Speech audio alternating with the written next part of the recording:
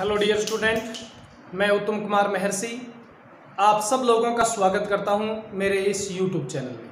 उम्मीद है आप सब लोग अपने घर पर रहते हुए अच्छी तरह से इन वीडियो का अध्ययन कर रहे हैं और अपनी पढ़ाई को सुचारू आपने बना रखा है। हम आज के वीडियो में पढ़ने जा रहे हैं पाठ नंबर 4 और इसका बिल्कुल अंतिम टॉपिक है बहुभ्रूणता। तो यदि हम बहुभ्रूणता को शुरू करें तो सबसे पहले यदि इसकी परिभाषा देखी जाए तो परिभाषा क्या होगी। नाम से स्पष्ट है परिभाषा। आप परिभाषा का बिल्कुल रट्टा नहीं लगाते, रट्टा नहीं लगाना आपको। इसका जैसा नाम है उसके अकॉर्डिंग आपको इसकी परिभाषा बना देनी है। क्या बनेगी? एक बीज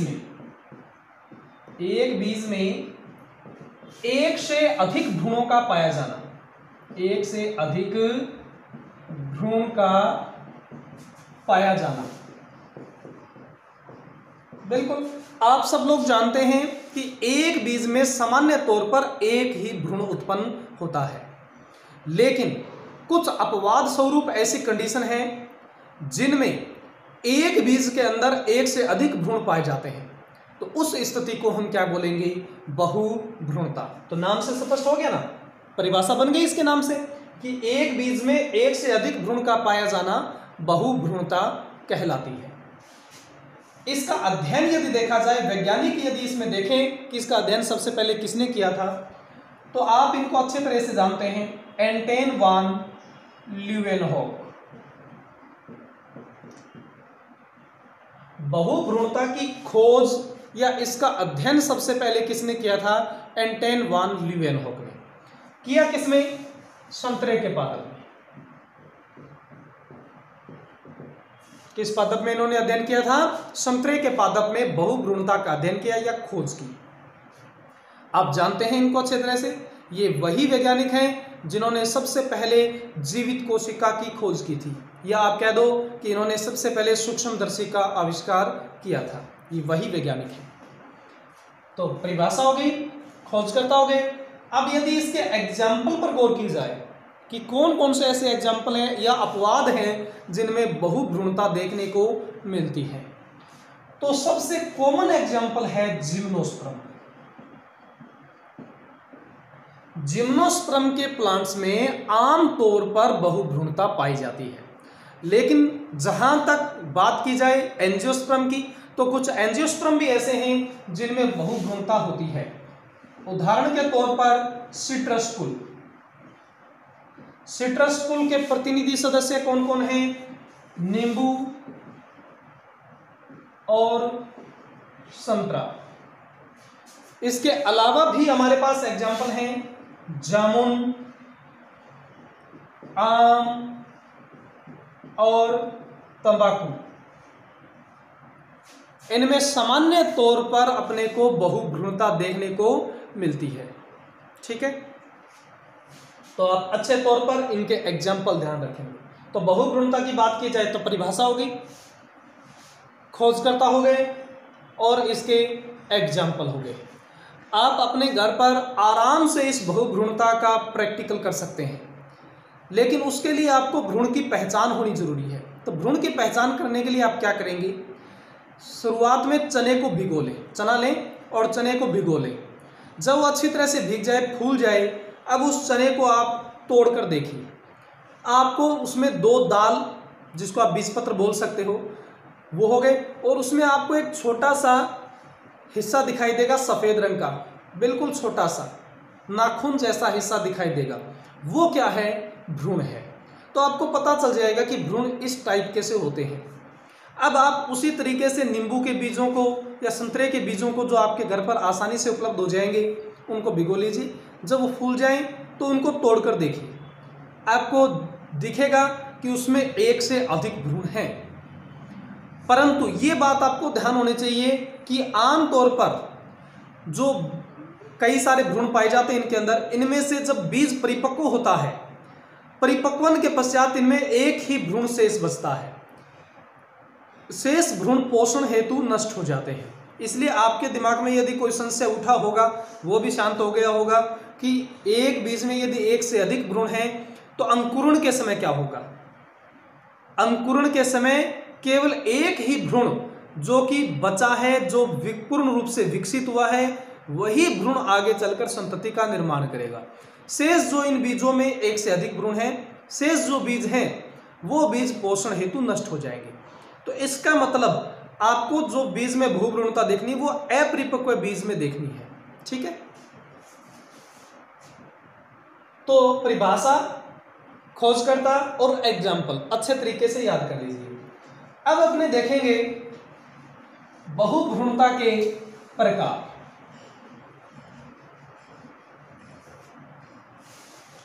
यदि अपने बहुभ्रूणता के प्रकार देखें तो इनके प्रकार इस आधार पर बनाए गए हैं कि बहुभ्रूणता उत्पन्न होने का कारण क्या है, जो कारण है वही प्रकार है।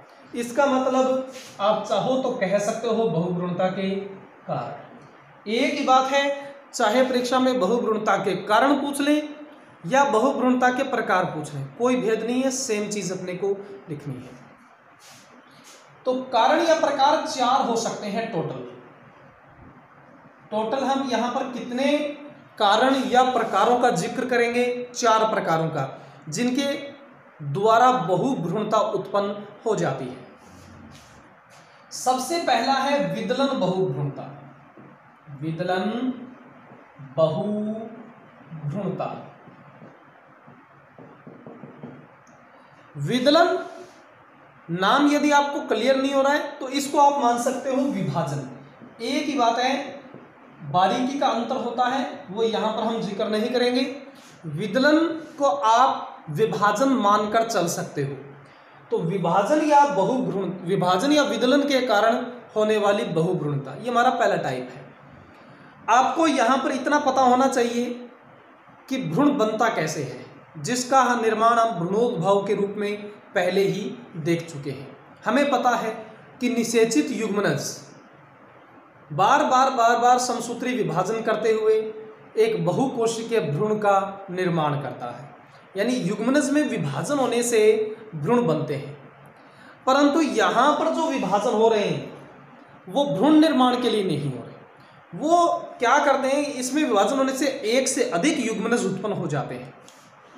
ये वो विभाजन नहीं है, इसलिए तो यहाँ पर हम विभाजन नाम नहीं ले सकते। यहाँ पर नाम लेना ज्यादा क्या उचित होगा, विदलन। विदलन से क्या होता है, एक युग्मनज है उसमें विदलन हो गया, एक युग्मनज में विदलन होने से 2 बने, वो दोनों के दोनों युग्मनज हैं, 2 में फिर विभाजन हुआ, 4 बन गए। अब वो चारों के चारों अपने आप में युग्मनज हैं। तो समझ में आया विभाजन और विदलन में क्या अंतर है।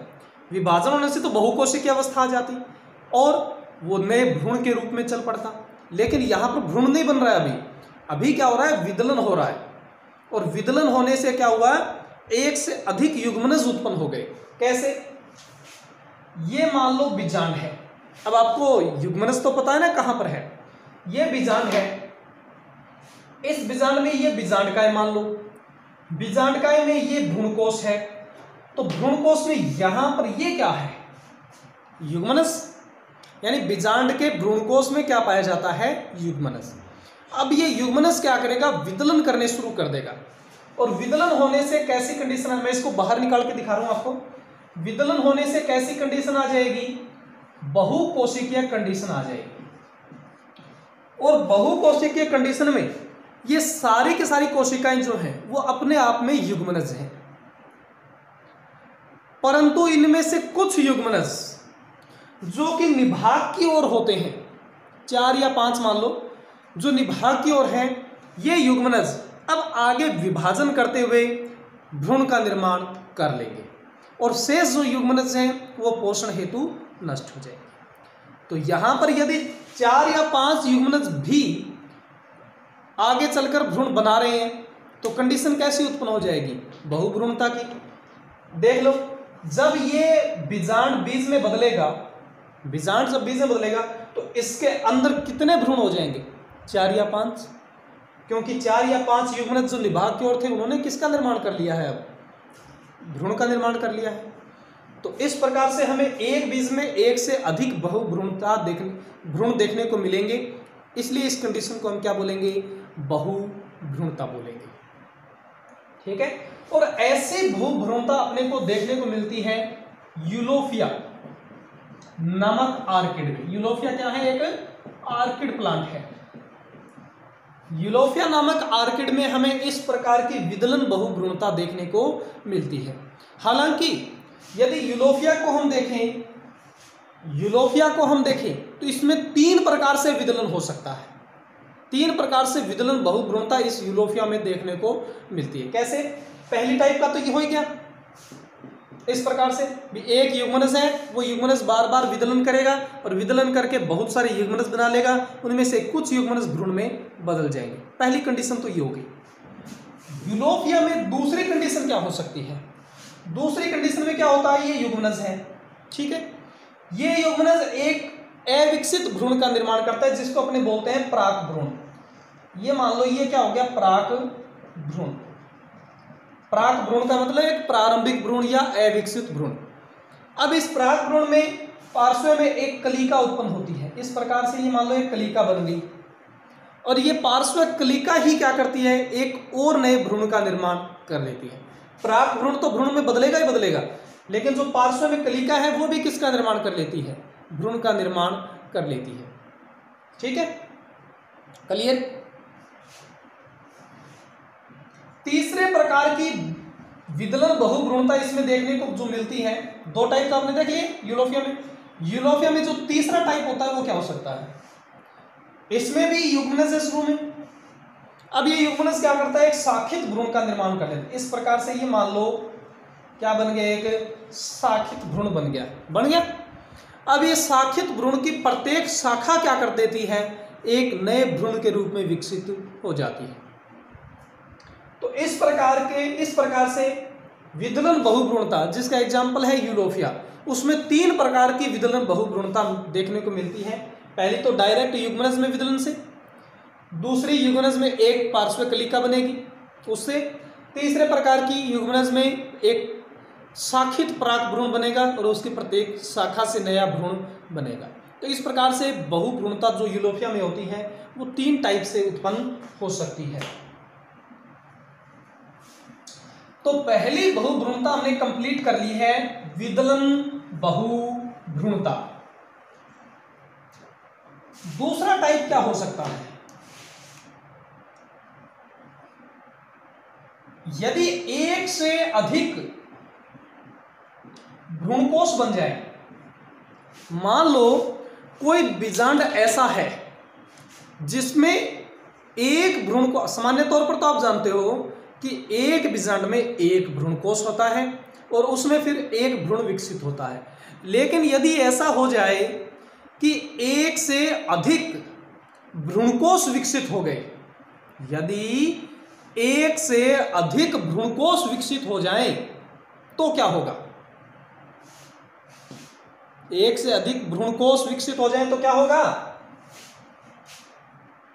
प्रत्येक भ्रूणकोश में एक भ्रूण बनेगा। अब मान लो एक में 3 भ्रूणकोश बन गए, बीजांड एक है, एक बीजांड में कितने भ्रूणकोश? 3 भ्रूणकोश। ये मान लो ये बीजांड है, ठीक है, इस बीजांड में ये बीजांड काय है, इस बीजांड काय में ये भ्रूणकोश बन गया, यहाँ पर ये भ्रूणकोश बन गया, यहाँ पर ये भ्रूणकोश बन गया, 3 बन गए ना। तीनों भ्रूणकोश में एक एक, यहाँ पर ये भ्रूण बन गया, ये भ्रूण बन गया, ये भ्रूण बन गया। तो जब ये बीजांड बीज में बदलेगा तो इस बीज में एक से अधिक भ्रूण होंगे कि नहीं होंगे? होंगे। और किस कारण से हुए? कि इसमें एक से अधिक भ्रूणकोश का विकास हो गया। तो दूसरे टाइप की बहुभ्रूणता कैसे उत्पन्न हो सकती है? यदि एक बीजांड में एक से अधिक भ्रूणकोश बन जाए, यदि एक बीजांड में एक से अधिक भ्रूणकोश बन जाएं, तो कौन सी कंडीशन उत्पन्न हो जाएगी? बहुभ्रूणता की कंडीशन उत्पन्न हो जाएगी। ठीक है। तीसरा टाइप क्या हो सकता है? तीसरे टाइप का यदि जिक्र करें हम तो क्या हो सकता है? एक भ्रूणकोश की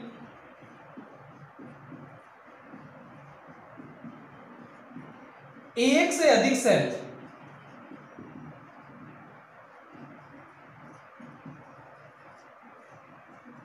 सामान्य तौर पर एक भ्रूणकोश में जो एक कोशिका, जिसे हम अंड कोशिका या मादा युग्मक कहते हैं, वही भ्रूण का निर्माण करती है। परंतु यदि ऐसा हो जाए कि भ्रूणकोश एक है, उसमें एक से अधिक, ये मान लो ये बीजांड है, बीजांड में ये बीजांडकाय हो गया, बीजांडकाय में ये भ्रूणकोश हो गया, पता ही आपको। और इस भ्रूणकोश में ये अंड कोशिका है जो कि भ्रूण का निर्माण करेगी ही करेगी, पता है।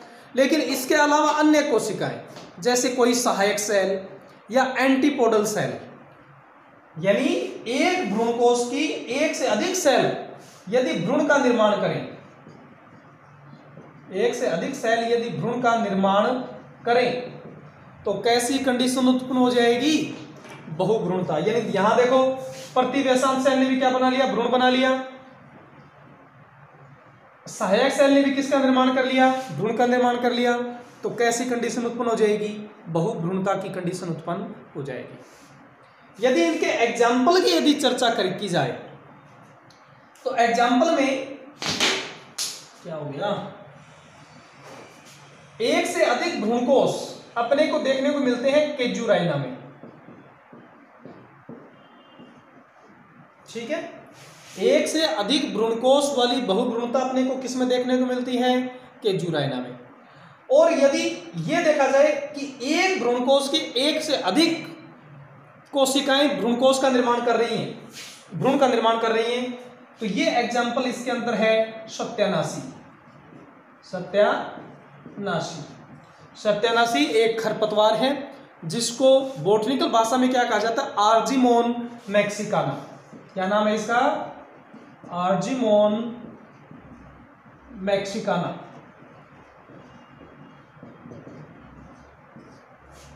तो सत्यानाशी या आर्जिमोन मैक्सिकाना में अपने को क्या कंडीशन देखने को मिलती है?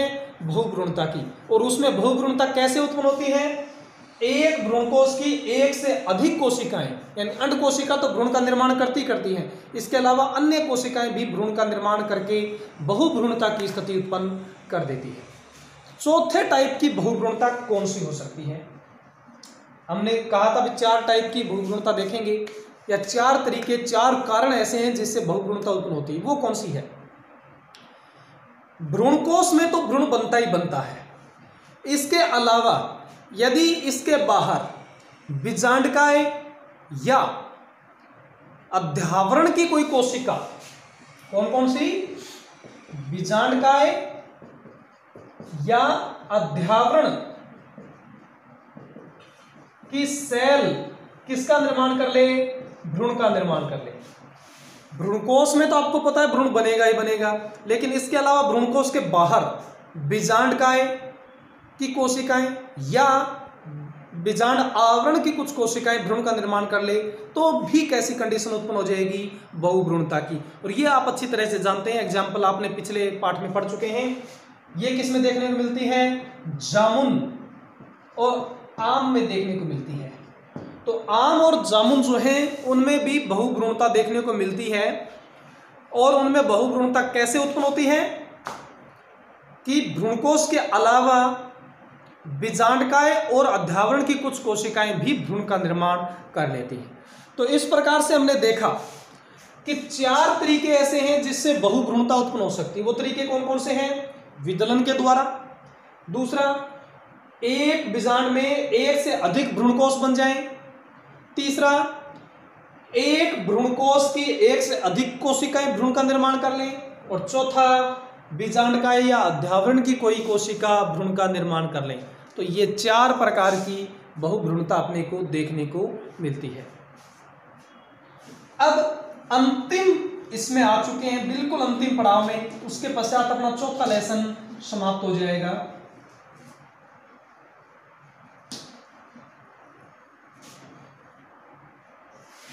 और आप सभी लोगों के अपने धैर्य और लगन के लिए धन्यवाद कि आप लगभग 1 या 1.5 घंटे के वीडियो जो बन रहे हैं उनको अच्छी तरीके से पढ़ रहे हैं, उम्मीद है ऐसी। तो आप लोगों का बहुत बहुत धन्यवाद। और आप लोग ज़्यादा से ज़्यादा कोशिश कीजिए कि आप अपने मित्रों तक इन वीडियो को पहुंचाएं, चाहे वो किसी भी स्कूल के हों और 11th या 12th कोई भी क्लास के हों, बायोलॉजी से रिलेटेड यदि हैं तो उन तक आप ये वीडियो पहुंचाने का कष्ट करें। ठीक है, आपकी पढ़ाई तो हो ही हो रही है, यदि किसी और भाई या बहन की पढ़ाई भी होती है तो हमें बड़ी खुशी होगी। ठीक है, अंतिम टॉपिक अपना है बहुभ्रूणता का महत्व क्या है। यदि अपने देखें बहुभ्रूणता का महत्व या लाभ क्या है इससे, तो कुछ लाभ हैं। जैसे यदि कृत्रिम बीज को बनाया जाए, आजकल बड़ी टेक्नोलॉजी चल चुकी है कृत्रिम बीज के निर्माण में।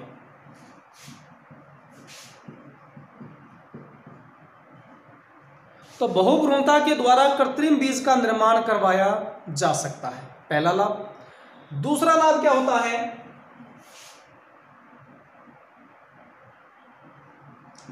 संक्रमण रहित भ्रूण प्राप्त हो सकते हैं।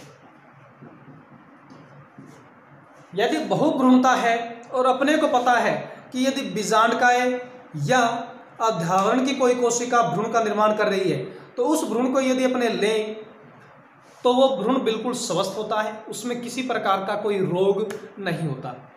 तो बीजांडकाय या अध्यावरण की कोशिका से प्राप्त भ्रूण, यानी हम उस भ्रूण को प्राप्त करके संक्रमण रहित पादप या भ्रूण की उत्पत्ति कर सकते हैं। यदि मान लो कोई पादप पूर्ण रूप से संक्रमित है, संकटग्रस्त है और संक्रमित भी है, अपने को लगता है भी इससे आगे नई संतति उत्पन्न नहीं होगी या होगी वो स्वस्थ नहीं होगी, तो अपने क्या करते हैं, उसमें यदि बहुभ्रूणता है तो उसके उस भ्रूण को संतति के रूप में परिवर्तित कर लेते हैं जो भ्रूण बीजांडकाय या अध्यावरण की कोशिका से बना है। तो संतति कैसी प्राप्त हो जाएगी, स्वस्थ होगी, बिल्कुल संक्रमण रहित होगी। तीसरे टाइप की कंडीशन कैसी हो सकती है, क्या कंडीशन हो सकती है, तीसरा महत्व अपना क्या हो सकता है कि इसके जो संतति है वो ओज का मतलब होता है गुणवत्ता, या इसके जो गुण हैं वो संतति ओज से भरपूर होती है। संतति ओज से जो है वो भरपूर होती है, बहुत ज़्यादा इसमें गुण आ जाते हैं, बहुत ज़्यादा अच्छे अच्छे गुण इसमें शामिल हो जाते हैं।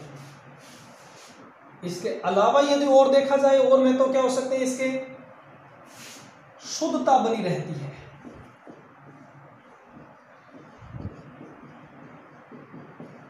अब एक बात देखो, जो भ्रूणकोश में युग्मनज बना है उससे जो भ्रूण बनेगा उससे तो चलो मान लिया भी नए गुण उत्पन्न होंगे क्योंकि वो अर्धसूत्री विभाजन के द्वारा बने हैं, परंतु वो भ्रूण जो बीजांडकाय या बीजांड की अध्यावरण की कोशिका से बने हैं वो बिना अर्धसूत्री विभाजन के बनते हैं।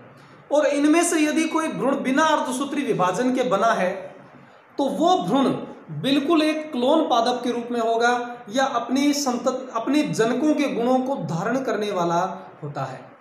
तो बहुभ्रूणता में ऐसे भ्रूण जो भ्रूणकोश के बाहर हैं, जैसे बीजांडकाय की किसी कोशिका से बने हैं, तो वो बिल्कुल एक क्लोन पादप की तरह कार्य करेंगे या एक क्लोन पादप का निर्माण करने में सक्षम होंगे। इसके अलावा बहुभ्रूणता जिनमें होती है उनकी उत्पादकता भी बहुत होती है। उत्पादकता इन पादपों की क्या हो जाती है, अधिक हो जाती है। तो ये बहुभ्रूणता के कुछ महत्व है अपने सामने। पहला महत्व, कृत्रिम बीज का निर्माण कर सकते हैं। दूसरा, संक्रमण रहित संतति या भ्रूण की प्राप्ति हो सकती है।